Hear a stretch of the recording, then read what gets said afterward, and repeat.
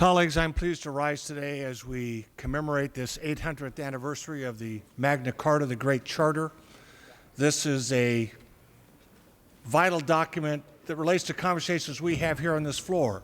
It was preceded 129 years before by something under William the Conqueror known as the Domesday Book. This was the first time in English history that a king actually reached out and identified individual parcels of land, and the purpose was actually to further taxation.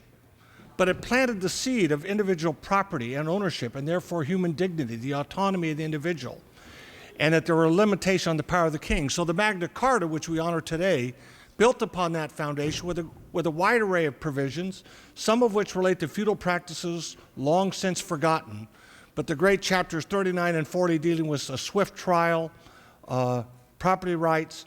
These were things which are carried forward into our colonies by William Penn and the state charters.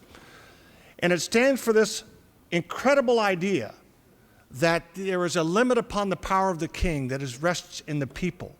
This is the big idea of the Magna Carta that we honor today. It is embodied, of course. I must turn to the motto of our chambers on the wall above us: duty of the legislature to pass just laws. What is the yardstick? It's founded upon our conceptions of justice and propriety embodied in our state and federal constitutions. We the people is an echo of the Magna Carta.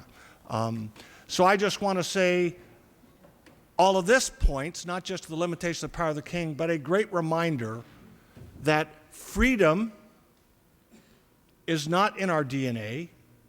The exercise of civic responsibility is not in our DNA.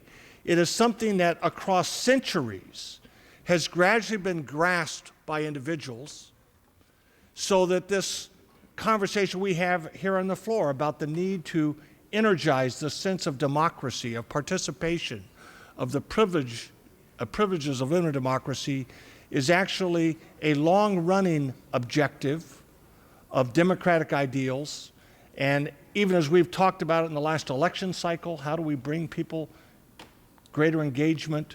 This is a work of centuries of which we are a part, and of which the Magna Carta is a very vital marker.